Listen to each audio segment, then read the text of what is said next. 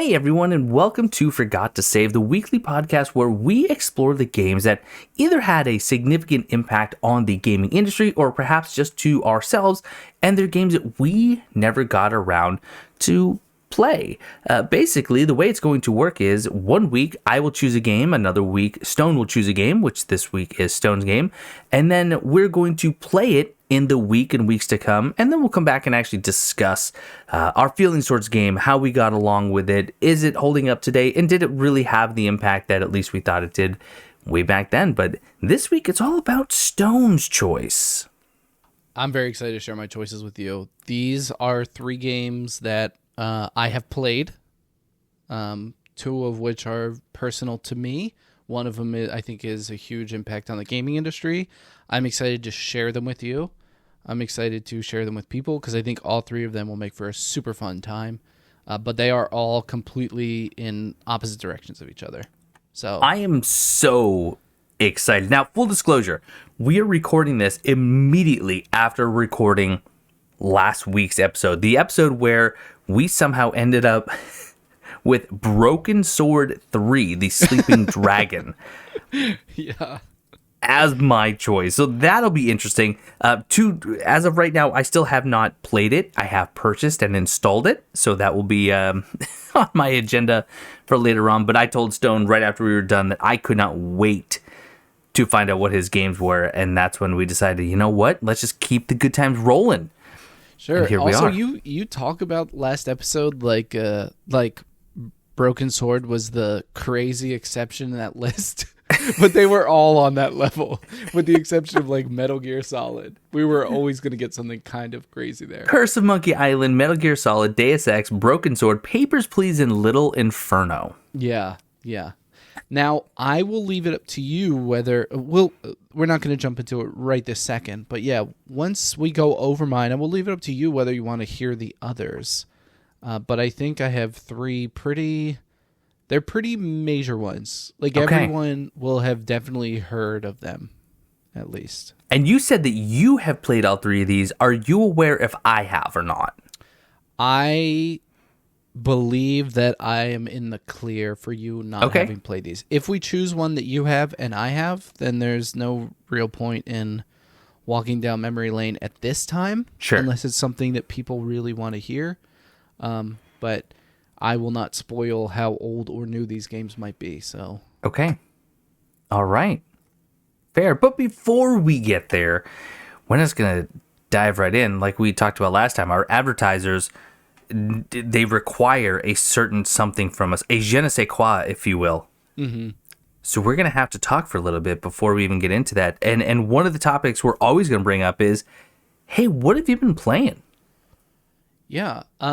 Not much has changed in the past 2 hours. I'm just kidding. I played a little bit of Broken Sword. Yeah, I've been playing so much Broken Sword. A game I just found out existed. A series I just found out existed. But we joke about this now before we start recording. It is not my intention to do this genuinely. But it's happening, isn't it? Yeah. Yeah. I talk about Digimon a lot. An obscure anime from 1999 that people my age should not be obsessed with. But unironically, I have been playing a lot of Digimon games because I've mentioned before, but I mod all of my consoles. The one console I have yet to mod is the Nintendo DS.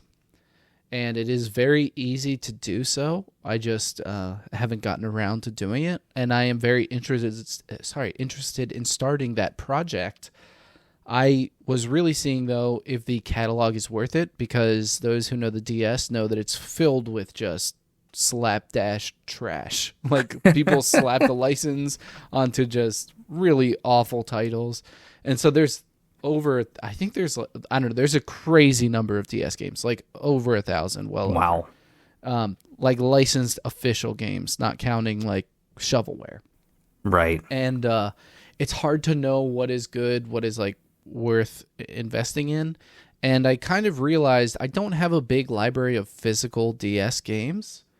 So I really wanted to try out all of the Digimon games in the DS, and I just want to have those games to be able to display. So I have been playing through all of the games that released in North America for the Nintendo DS, which are so far 5 titles in the Digimon entries. 5 just for the DS. Yeah. And I will say, so for people that don't know, Digimon started as like it literally the people that make Tamagotchi said, we want Tamagotchi for boys, so they made Digimon. So it started as a virtual pet, and a lot of the games carry on that theming. So one of the games is just like literally raising a virtual pet on your DS. It's like Nintendogs, but Digimon almost is the most basic way to explain it. So that's like a bog standard type of Digimon game. But yeah, I've been getting other ones, and there's another set of fighting games on the DS that I absolutely loved that never made their way to America. Are you familiar with Shonen Jump? I know you don't like anime. I know of it. Sure. Shonen Jump, they are they create a bunch of very popular anime. One Piece, Naruto, Dragon Ball Z, a huge list. But in the DS era, they made 2 incredible platform fighting games like Super Smash Brothers, called Jump Superstars and Jump Ultimate Stars. And I just got them imported from Japan. They were $5 a piece. I just had to wait a month for shipping. Wow, still. One of them got here, Jump Superstars, and it was punctured in shipping. So I only got to play Jump Ultimate Stars, and it's very cool because the way you don't choose a character like Super Smash Brothers. What you do is you have a grid that's like 6x6 on your bottom screen, and you choose comic book panels and place them in your grid, and depending on the size and shape of the panel, it will determine whether it's a fighter, a power-up, like an item, or whatever, and you build a panel of like a manga, and that is your character select, more or less. So you can swap between those in the middle of your fighting. I always loved those when I was a kid. I had friends that imported it because the DS is region-free. They were big like anime fans, and they imported it. And on the DS, it used to have, I forget what the feature was called, but you could share some of your games with people that didn't have them. Do you know what I mean? Really? Yeah. Mario Kart used to have it. So like all of your friends around you in local wireless could play off of one Mario Kart cartridge, but they would be limited to like only playing as Shy Guy. But that's otherwise, still very cool. Yeah, it was awesome. I did a lot of Tetris DS that way. Like I used to play Tetris DS on the ride home from the bus in middle school, and I never, ever, ever owned the game.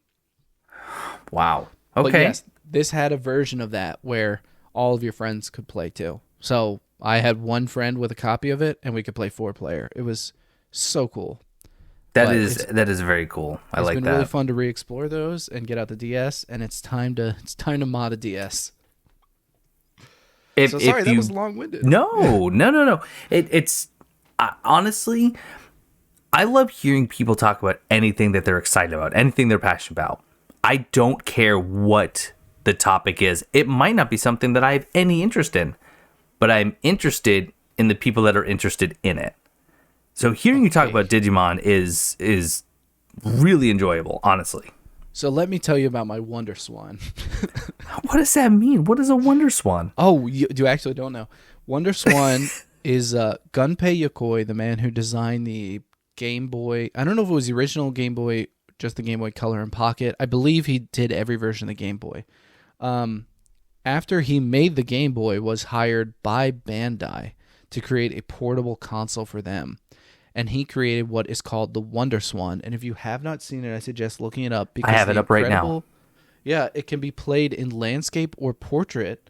It has an incredibly unique and distinct shape. And what I love about game consoles, one of the reasons I love having my Dreamcast on display, is just because it looks like a game console. Like this could only be a game console. The Wonder Swan is an incredibly beautiful one, but since it was made by Bandai, it was also made specifically to promote a lot of IP that were owned by Bandai. So a lot of popular anime during the 90s and early 2000s are on it, like One Piece, I got it specifically for Digimon games, Hunter x Hunter, Evangelion, games like that, properties like that, all released games on the WonderSwan. I have 3 WonderSwans. I have the Standard, the Color, and the Crystal, which are kind of, in terms of Game Boys, like the Game Boy Color, and then the Game Boy Advance. It was the last console, though, that Gunpei Yokoi had designed, because after he created the WonderSwan, before Nintendo worked on the Game Boy Advance, he tragically died in a car accident. So this is his last big hardware, and it was really a shame because he himself was like trailblazing the handheld market. So WonderSwan is a console that I absolutely love, and I have it almost exclusively again to play Digimon games, because all the Digimon games that exist on WonderSwan are canon to the anime.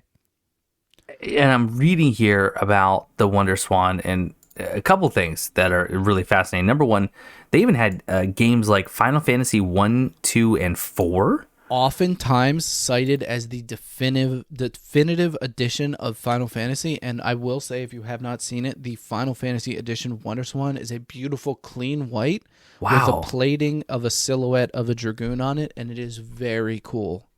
It's got like gold buttons. Yeah. I will have to look that up. The other thing that's blowing my mind is it runs off of one AA battery and up it does to so for a while. Oh, this claims the original, not the color and all that, but the original can run up to 40 hours. That makes sense as a black and white console.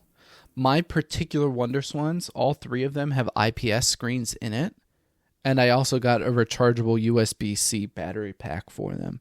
So mine run for about 8 hours on the like backlit screens. Wow. Yeah, IPS screens. Today I learned. It's an excellent console. The only issue with it right now is it's extremely obscure for Western audiences because it never came over here. Sure. And as a result, as of right now, there's no widely available like ROM cartridge or anything for it. So you have to get everything physical.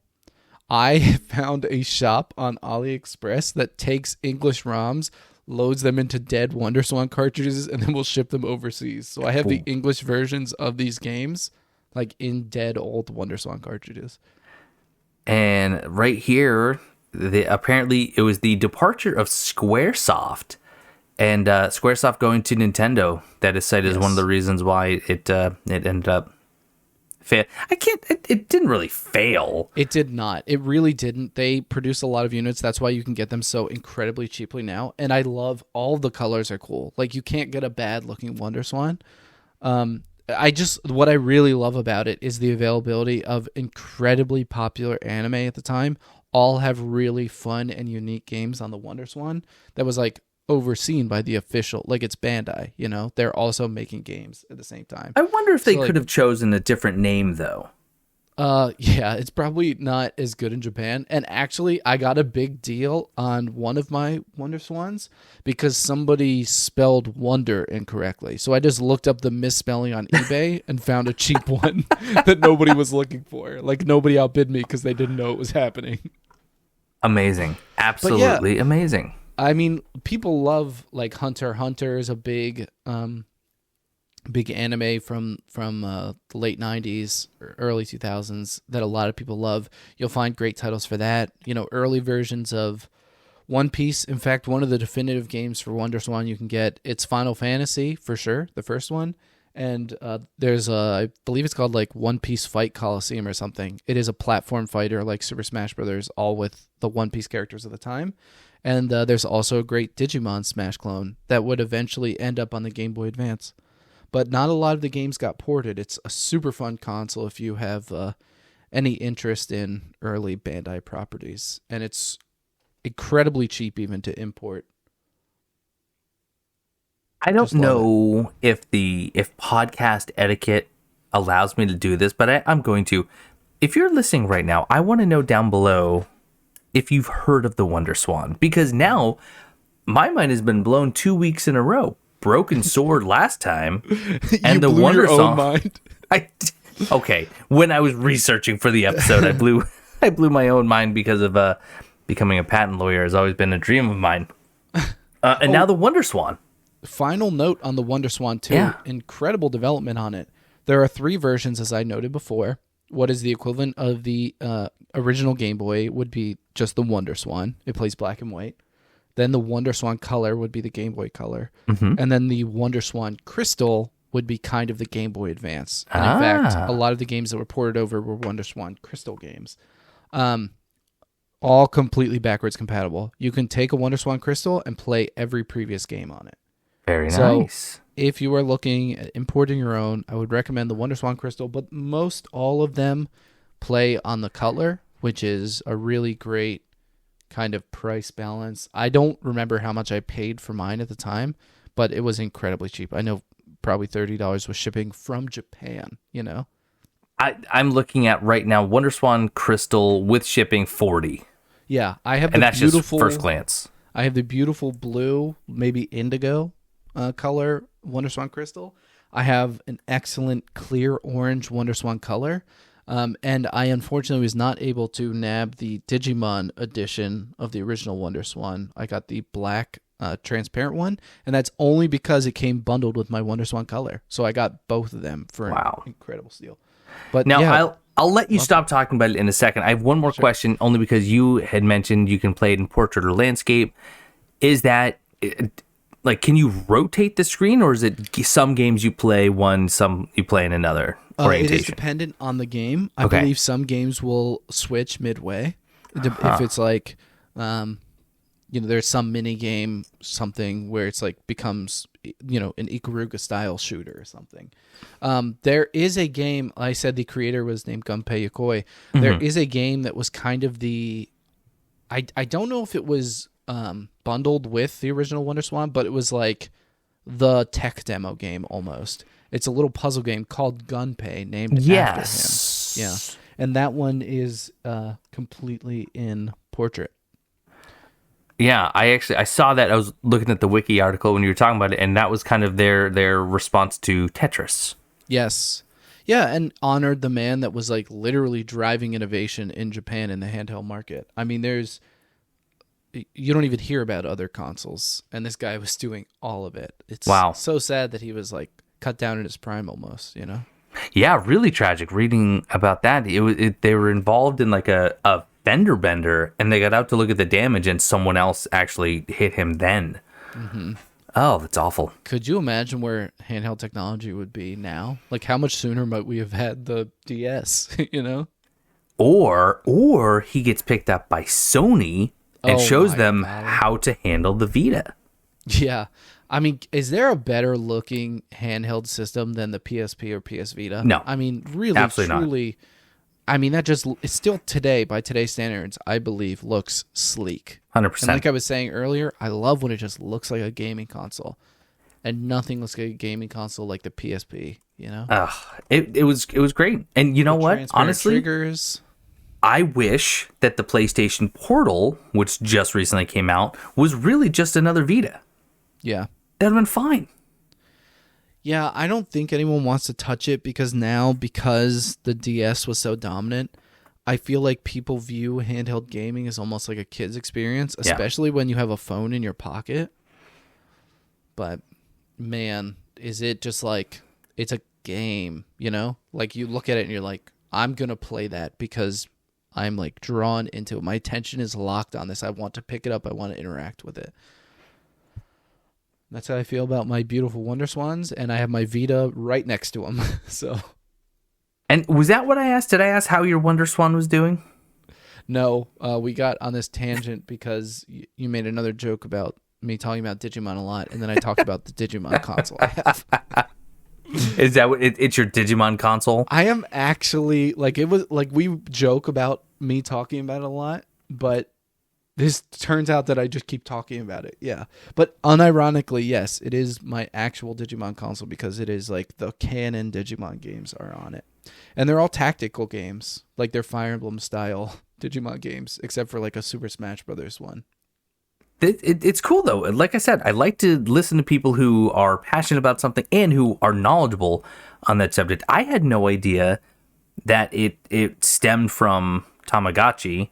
Which, by the way, just going back to that, here at Forgot to Save, we fully believe that boys can enjoy Tamagotchis. Absolutely. I loved mine until it was splashed by the ocean and never turned on again.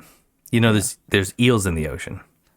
Don't get me started, brother. Sorry, that little outside the episode humor Sure. that maybe you don't get, but that's really cool. So it started kind of as a Tamagotchi, not spin-off, competitor, No, it was. really. I mean, literally, the people that made Tamagotchi made it. You know? Okay.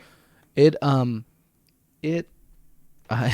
don't want to just like, I feel like people are not interested in it, but this is also kind of what grinds my gears as like a long time, obviously, fan of the series. A lot of people will say, you know, Digimon is a clone of Pokemon. That's right? what I thought. Obviously, yes. How could you not? Yeah, somebody that grew up loving both of them, how do you not? Pokemon started as a game, I believe 1996.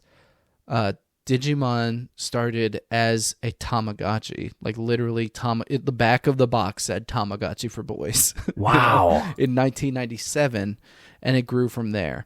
So both of them had animes that released the same years, but independently of each other. They both came out, I believe in maybe Pokemon was 98, but 1999 was the year of the Digimon anime. But and when you watch them, obviously I will argue the content is different. But it's a whole other story that I don't think people are interested in. But yeah, I love the history of it, how it started up. And that's also why if I would ever recommend Digimon World on this podcast, which I will not subject you to, but it is a monster raising game. It's a virtual pet game where you are going through a world raising a monster that fights independently of your commands, and you are in charge of feeding it, cleaning up after it, and training it. That's honestly exactly what having a kid is like. You press the feed button and then get a giant slab of meat that grows out of the farm. And then you battle them. Yeah. You pit them against each other, and whichever one wins, you love more that day. That's just how it goes. It's just simple, you know, child rearing. This is nothing new. Mm-hmm. Wow, and the winner gets a Wonder Swan. Yeah. And the crystal. Now I know. Crystal. Oh. Yeah, no, but I have often heard that the Final Fantasy version of Wonder Swan is the definitive version to play. Interesting. And I've been meaning to go back. I really want to try out some of the really old original Final Fantasies, but if only somebody on a podcast would have your back on that. Yeah. Someday. Yeah. So, our episode 0 probably would have come out by this time. Well, it did come out. We're recording that after. We haven't recorded it, but it will be out first. Yes, it absolutely will. And I absolutely would have professed my love of RPGs at that time. And also know that if I ever recommend RPGs in this, I am doing so because they are absolutely exceptional and have a huge influence on the gaming industry as a whole. And you are absolutely not expected to beat it or even get very, very far into it. You know, that's for the best. Yeah, it's just to kind of share the mechanics and understand how we got somewhere. So yes, on my very long list of things to possibly recommend to you, there are some what I consider essential Final Fantasy games. Okay. But I would never say, okay, now beat this 90-hour experience, you know. And that goes for anyone that wants to play along with us. If RPGs are a possibility, because I am a lover of RPGs, but it is never the expectation that you sink all of your time for a month into it. Yeah, there'll be some limitations that we potentially have to impose strictly to stick to our own, you know, self-imposed format. Anyway, what are you playing? What am I playing? Yeah, not Wonder Swan. I'll send you Yes. Although I will say, I talked about Mario Wonder before. I actually didn't tell my other story about Mario Odyssey. I've been playing more handheld, which we've had a Switch in this house for quite some time. And my time on it has been very, very minimal.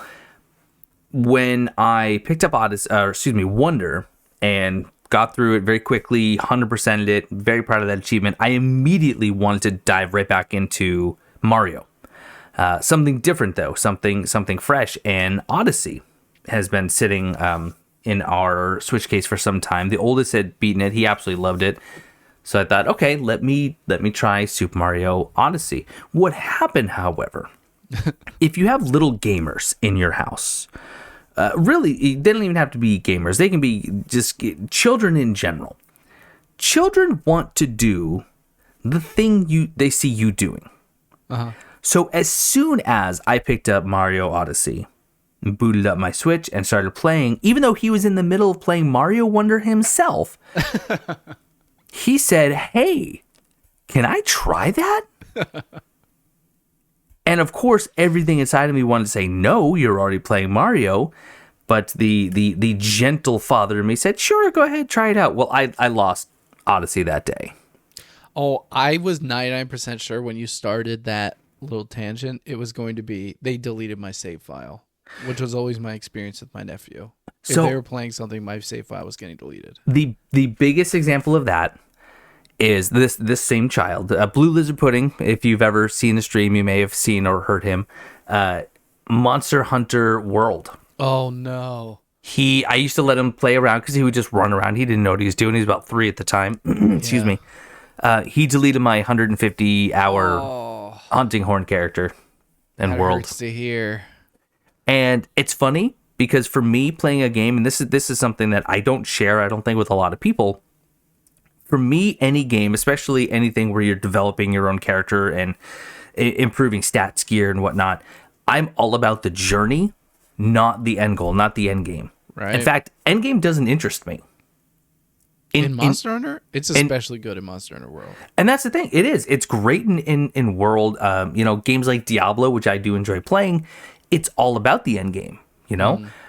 I actually lose interest as soon as I get there.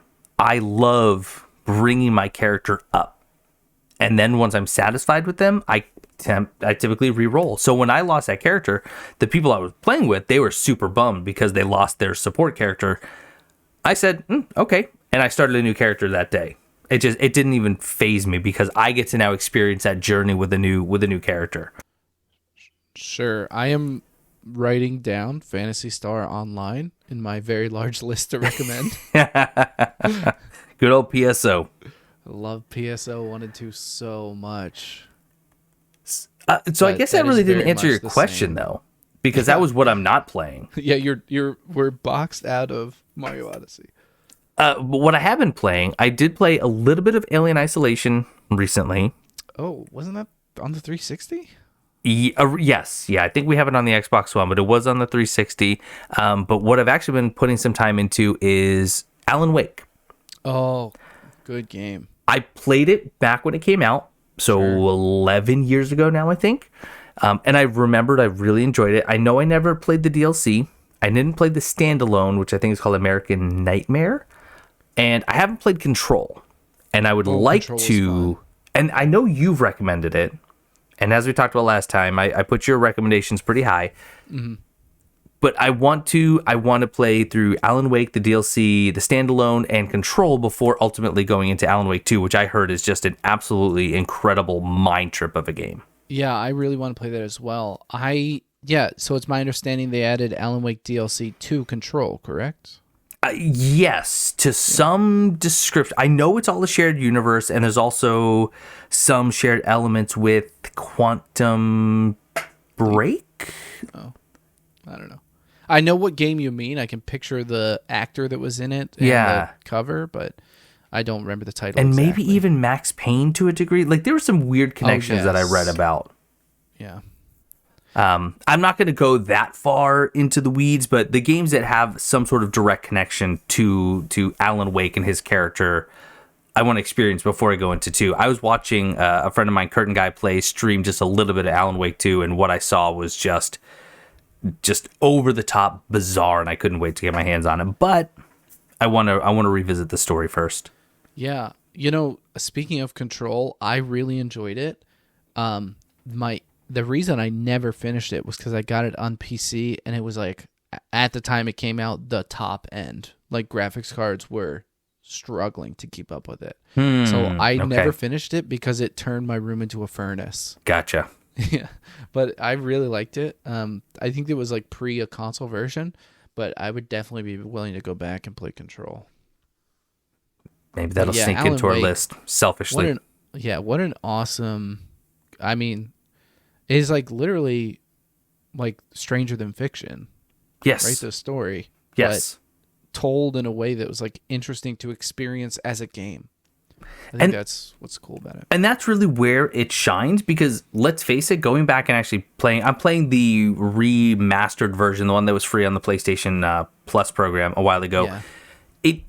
The gameplay is nothing special. Right.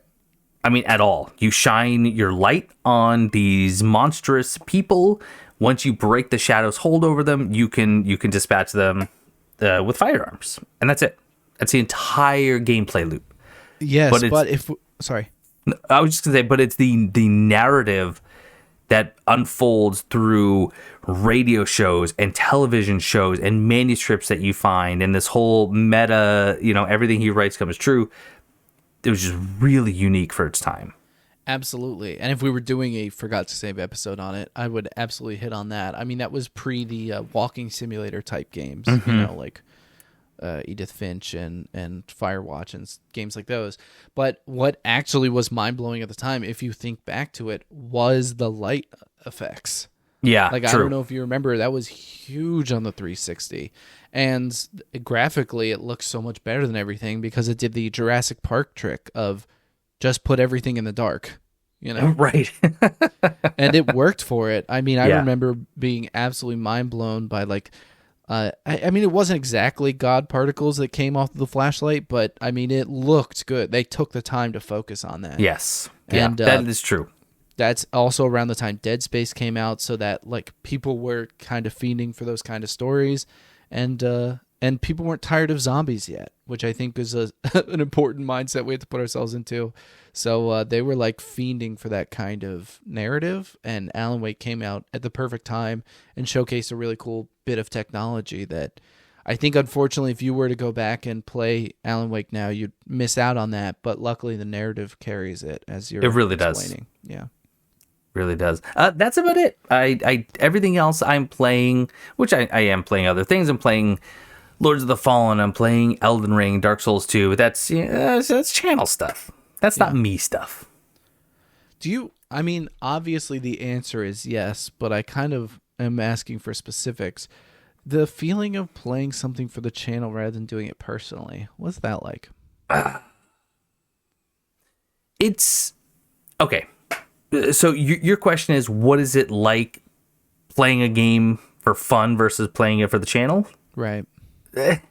So first off, I had this kind of awakening this past summer, and I did a whole question and answer and update video talking about this, but I got into this groove where I thought I was going to be a variety content creator. I was going to create reviews and previews and let's plays of every big game that came out.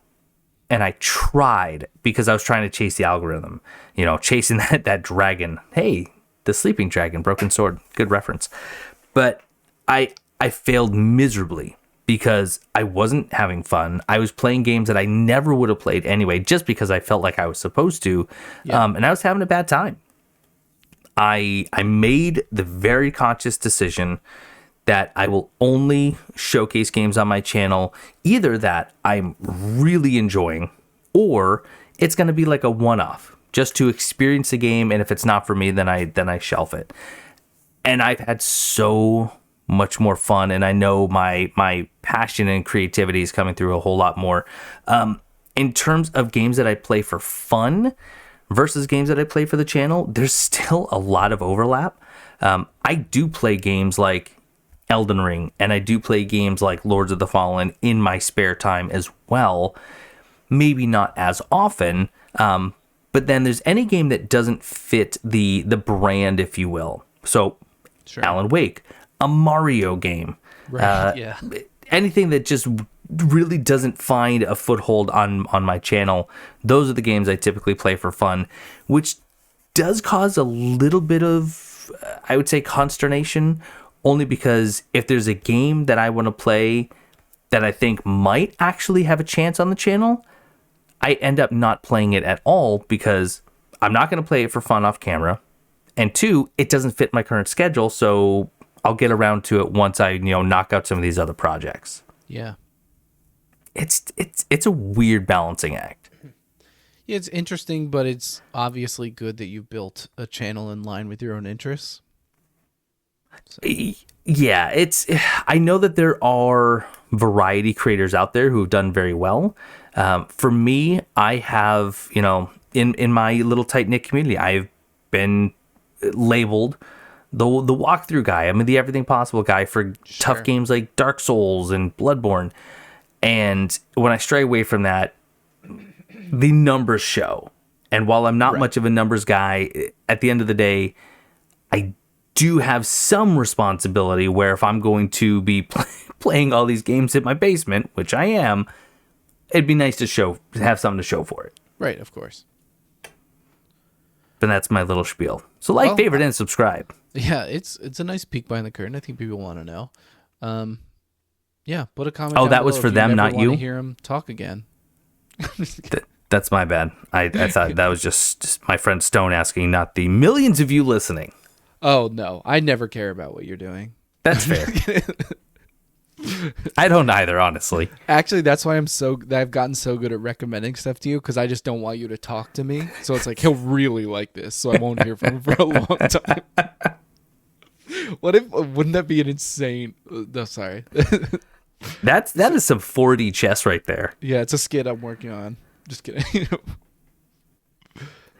Yeah, get to know your partner's interests so you never have to talk to them. And you'll never work a day in your lives. I think that's how that saying goes. That's how that ends. So, at this point, I have to ask: Can we get to your games? Like, I'm so curious. We can. I feel as though I picture these like a triangle, right? Okay. Each one is pointed on a triangle so far from each other. And I'm sure there's a loose thread that connects all three of them, like the two branching parts of the line. But I don't know what that is not immediately obvious to me. So let's explore this triangle. I will not tell you the time that they are from, if that is interesting at all to you. I will just try to explain the genre without getting super specific. So let's see if anything interests you here. All right. So let's call this the peak of the triangle, the tip at the top. It is. I just say the title. It is Digimon Survive. All right. A visual novel. No, just kidding. Yes. This is a 3D platformer filled with puzzles. It is often praised for its graphics, precision controls, music, and sense of humor. This particular game adds new abilities, so the gameplay continues to evolve as you progress through it, and it actually has a way of tackling multiple genres through a large selection of minigames. So that is game one. What? Yeah. I tried to explain these as wide as possible so you maybe don't narrow it down too much. But okay. I will reveal what those are then if you would like. One question, where does the patent lawyer come into play? Oh, this next one is about a patent lawyer turned... I'm just kidding. I wish I could say what the main character is. That way it is a funnier joke, but then it also gives away the game. So that's fair. All right. The next little try, let's say the bottom right here. This is a revolutionary RPG. And again, to reiterate, if we play an RPG, obviously you're not expected to finish an RPG, just enough to get a feel for the, bones of it, more or less. But this is a revolutionary RPG known for its exceptional graphics and its multiple endings. It has character-focused storytelling, including its side missions. It's known for kind of trimming the fat in that way. And the choices you make impact the entire story and, as I said, the multiple endings. And it is set throughout different time periods, so it continues to give a fresh feeling to the world's settings. And the third, let's say the bottom left of this triangle. I'm racking my brain trying to think of what these two are, and I got nothing. Good. I want them to be as vague as possible. Because if I give any more detail than I am, it's like, oh, this is this game. Okay. This one I think is a little bit of a curveball for you. This is a colony building simulation game. Whoa. It uses a simplified presentation to hide very deep, intricate mechanics. This has created building blocks for what modern simulation games now are. And it tells a connective narrative through the AI, not the way that we talk about AI now, but, like NPC AI that's programmed in, to help personalize the simulation and give it your own unique story. Those are the 3 games. Any questions, or you need me to repeat any of them? No. No question. I have a sneaky feeling that I might know what 3 is. Oh, do you want to guess, or you want me to tell you, or you want me to keep it a secret? I have a sneaky... I don't know. Guess. Not until I choose. Let's put it that way. Okay. So is this the thing? I'm choosing one of these, correct? Yes. Okay, so I won't tell you, but tell me what you think the third one is. I won't say yes or no. I'm thinking Dwarf Fortress. That was was that a good non-committal? That was really non-committal, yeah. Okay, thank you. I've been practicing that. I actually, before we start recording, I was just in the mirror in the bathroom just staring at myself going, Does that sound like it committed? No? All right. That's what I'm going for. I'm just calling my wife. I'm in tears. Did it commit? I was more thinking that she tells you that she loves you and you just, Does that sound like I committed? No? All right. Perfect. I was born for the theater. Yeah, the other 2, the platformer really got me. So I have to choose between a 3D platformer, a sprawling RPG, and some sort of colony sim to really, paint it with broad strokes. I will also say that I would say 2 of these games are games that I love. One of them is a game I've very, very much enjoyed, but it's been so long since I played it. Gotcha. That I can't say like I definitively love it. I'm not ready to commit. I'm on it. Oh, it's really, really hard because they're so different. Yes. Wow. You see the triangle now, right? I do see the triangle. Platformer, RPG, colony sim. Mm-hmm. For now, for no other reason other than just knee-jerk reaction, I'm going to put the colony sim to the side, and I'm going to look at the platformer and the RPG, and my gut, my first instinct is to go with the platformer, but that's only because it's a place of comfort for me. And I wonder if, was that another non-committal? Yeah. Okay. Yeah, It feels like it's a place of comfort, and maybe as a stretch. And I will also say, tonally, all 3 of these games, extremely different. So if you're looking, I can also kind of maybe give you the tone of them as well, if that's something that would influence. Well, I imagine the first one is rather lighthearted. The platformer? The platformer. Yes. Okay. And the second one being an RPG, and just having an idea of what type of RPGs you're into, probably a little bit more emotionally charged. Yep. Okay. See, I know, Stone. Hey. And then the colony sim, I have no idea because I don't know what themes you get out of a colony simulator. Sure. Oh, sorry, I meant. Maybe against my better judgment, but Stone, I'm going to say, give me that RPG. Whoa. I know. Did not expect you to choose an RPG.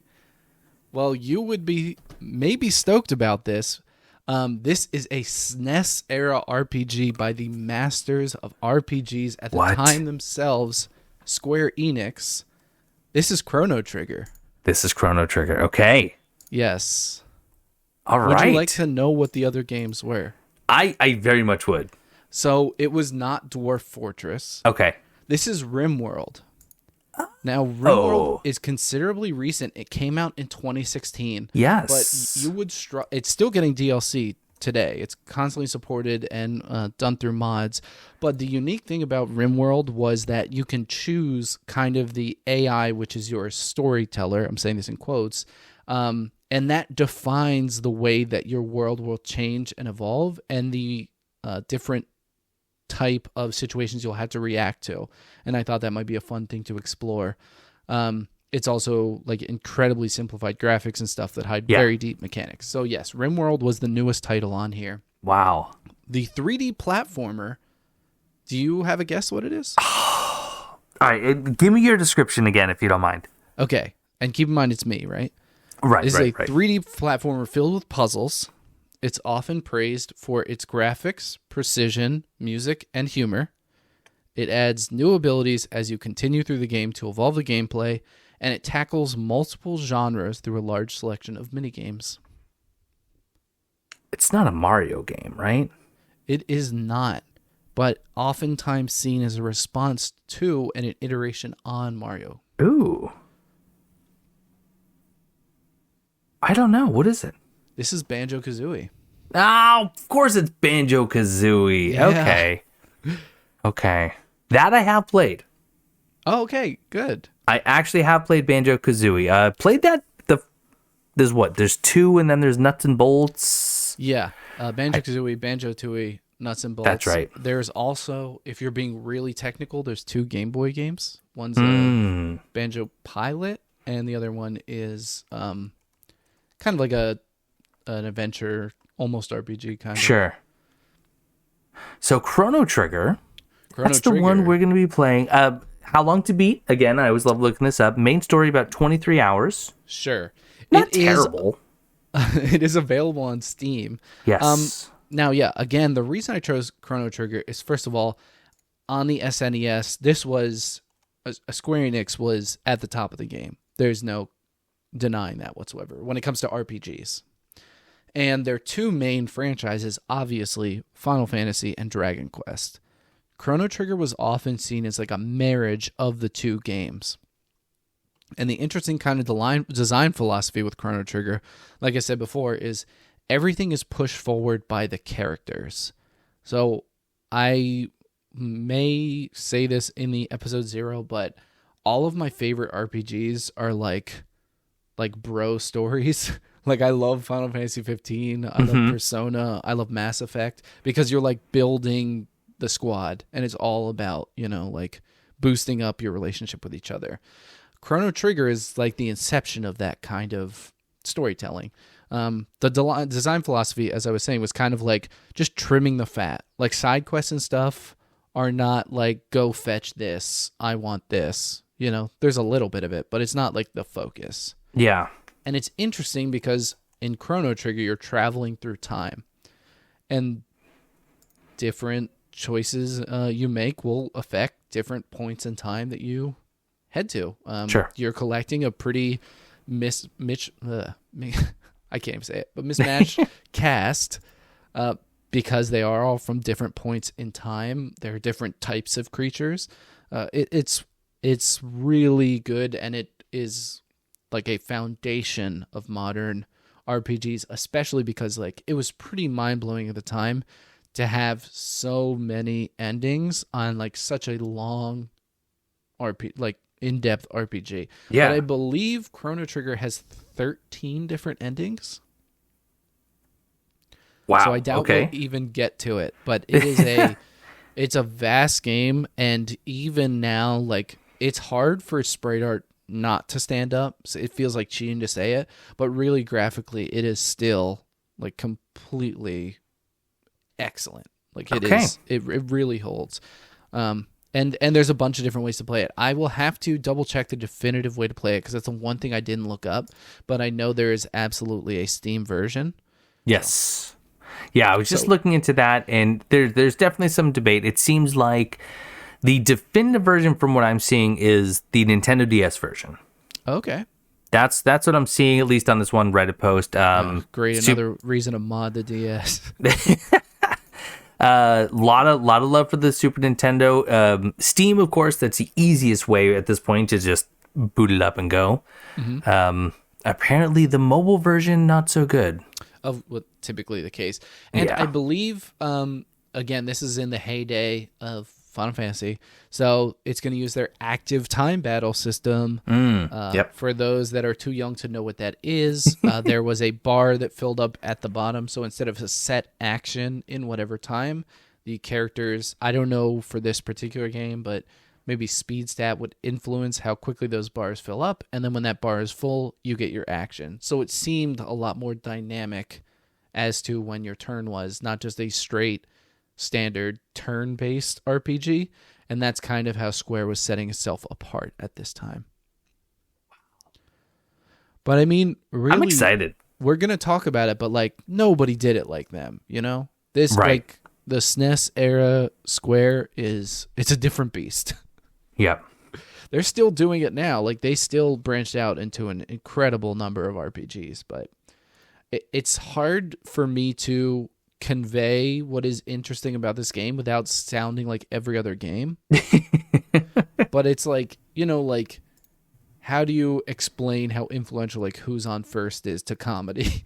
You know? Right. Yeah. It's a bit everyone's heard before, but you know, it's a classic for a reason.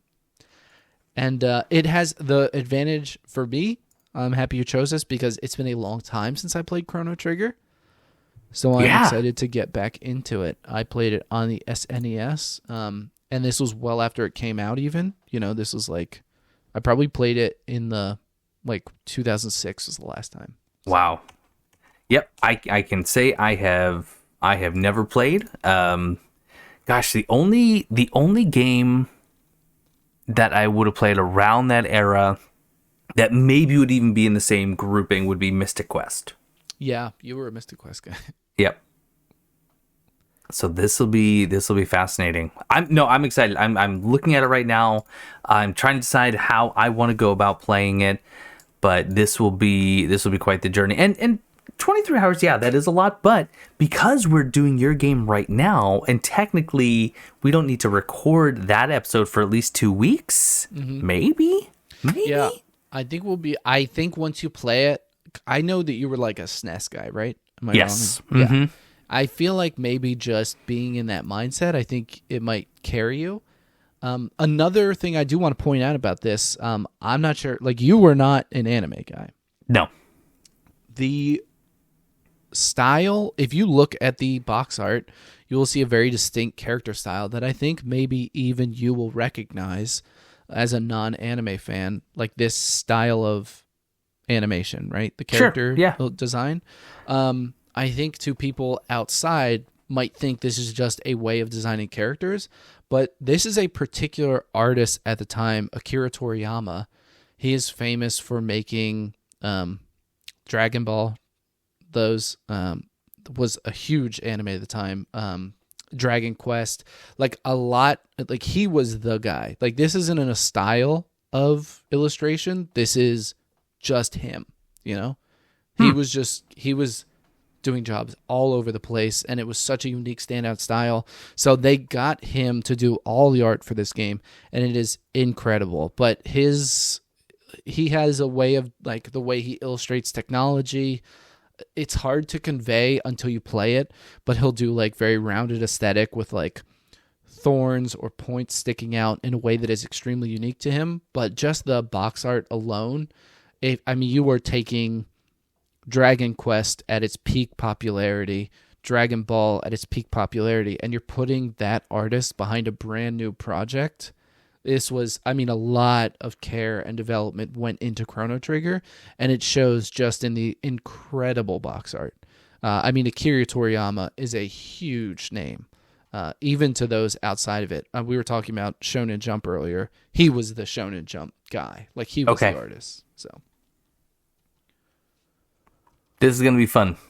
I love that right now. So because we've recorded these back to back, we now know that the two games we're playing in our very near future, Chrono Trigger, sure, which probably can't be overstated, just how well loved this game is, and Broken Sword. Yeah, not oftentimes anything that's ever been put together. If I search for Broken Sword and Chrono Trigger, and require that my results have both of those listed, I wonder how many hits I'll return. Video games that exist, the list. Wow. All right. Well, we have our projects for the next couple of weeks here. This is going to be something. Sure. And as we said last time, if you guys listening have any games you want us to try out, please feel free to drop them in the comments. I think we will be happy to shuffle them into our lists. And I know myself personally, I'm going to be looking out for it and probably throw it in the next one. I probably won't put forward Banjo and RimWorld again immediately, but they're going back in because I think, maybe Tooie. Have you played Banjo Tooie? No, I've not played Banjo Tooie. Oh, that wasn't my non-committal one. No, that was very committal. Yeah, that was Mischief, I think. And now this is Terror. I don't know. That didn't sound like terror at all. It sounded like the noise a gecko makes. Right. That's actually what it was because I'm afraid of geckos. That's a joke. It's some of them can be terrifying. Go grab a tokay gecko out of the wild. See what happens. I wouldn't even be able to. Yeah, no. You'd be in the Everglades most likely, where they're not supposed to be, but they are. They're doing great. Brother, I always end up in the Everglades by accident. If I had a nickel. I'd buy a whatever face gecko.